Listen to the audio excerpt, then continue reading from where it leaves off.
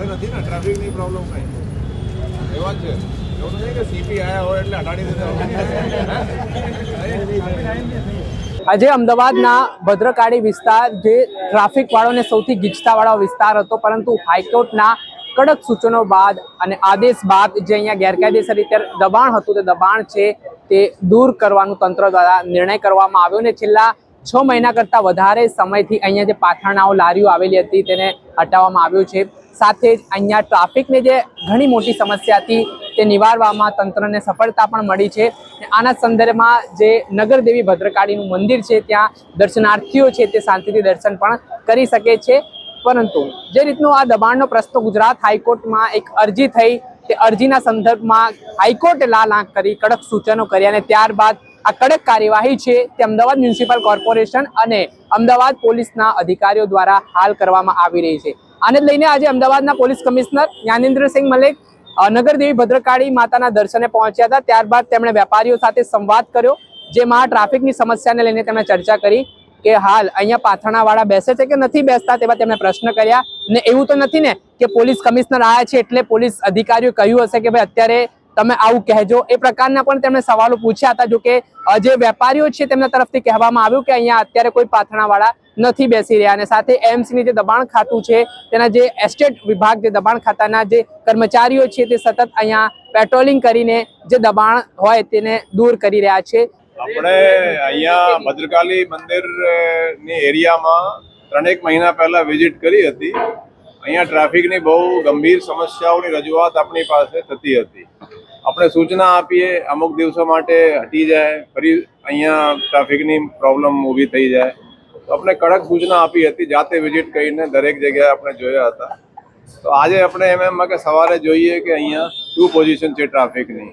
તો જોવામાં આપણે ખાસે ખુશીથી કહી શકીએ કે ખરેખર અહીંયા ટ્રાફિકની બહુ જે પહેલાં પથારાવાળા હતા બધા એને બીજી જગ્યાએ ખસેડી દીધા છે. આપણે આ દુકાનવાળા સાથે પણ ચર્ચા કરી કે આજે સીપી આવે છે એના તો કારણથી તો કંઈ નહીં હટાયા હોય, બરાબર નહીં. અત્યારે 2-3 મહિનાથી અહીંયા ટ્રાફિક માટે ખૂબ જ સહેલું થઈ ગયું છે અને વ્યવસ્થા બહુ વ્યવસ્થિત છે. Thank you.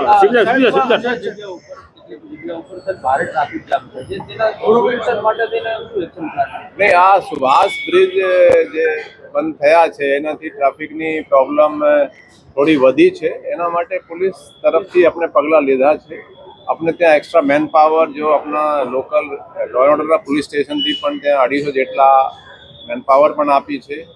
અત્યારે ટ્રાફિક બ્રિગેડની ભરતી પણ જે ફિઝિકલ છે પૂરું થઈ ગયું છે. 650ની ભરતી પણ એ અત્યારે રિઝલ્ટ આજ કે 1-2 દિવસમાં પૂરું એ ડિક્લેર કરીએ, પછી એની ટ્રેનિંગ પછી એ લોકો પણ ઉપયોગમાં થશે. અને અમુક તમે જોઈએ તો જે સર્કલો છે એના કોર્પોરેશન સાથે મળીને અમે ચેન્જ કરી રહ્યા છીએ. એરિયાના જેટલા શક્ય હોય પોલીસ ખૂબ જ અમે મહેનત કરી રહી છે. સર, લગભગ 15 થી 20 જગ્યાએ ઓવરબ્રિજ બની ગયા છે. જ્યાં જે ઓવરબ્રિજ બને છે ત્યાં ટ્રાફિક પીક આવતો ખૂબ જ વધારો છે. ઘણી જગ્યાએ મેન પાવર પણ ઓછું પૂરતું એવું દેખાય છે. દેખો, ઓવરબ્રિજ જે તમે કહો છો બની રહ્યા છે, આ ડેવલપમેન્ટનો એક ઇમ્પોર્ટન્ટ હિસ્સો છે. એ કોર્પોરેશન તરફથી જે એ બધું કામનું ચાલે છે, થોડી તકલીફ તો પડે છે પણ એ ભવિષ્ય માટે સારો રહેશે. અને પોલીસ ત્યાં મૂકીને આપણે ટ્રાફિકના સંચાલન જે રીતે યોગ્ય થાય એ રીતે આપણે કરવામાં આવે છે. ત્યારે હવે આગામી સમયમાં જોવું રહ્યું કે અમદાવાદમાં ભદ્રકાળી જે વિસ્તાર છે તેના સિવાય પણ ઘણી બધી જગ્યા ટ્રાફિકની સમસ્યાથી લોકો ઝઝૂમી રહ્યા છે, મુશ્કેલીમાં મુકાય છે. ત્યારે અમદાવાદ પોલીસ એ ટ્રાફિકની જે સમસ્યાઓ છે જે અલગ અલગ વિસ્તારોમાં જોવા મળી રહી છે તેને લઈને કેવા કડક પગલાં લે છે. પણ હાલની વર્તમાન સ્થિતિ પ્રમાણે ભદ્રકાળી પાસેનો જે ટ્રાફિકનો જે મુદ્દો હતો તેમાં ક્યાંક ને ક્યાંક પોલીસને આ નિવારણ લાવવા માટે ટ્રાફિકની સમસ્યાને સમાધાન કરવા માટે સફળતા મળી છે.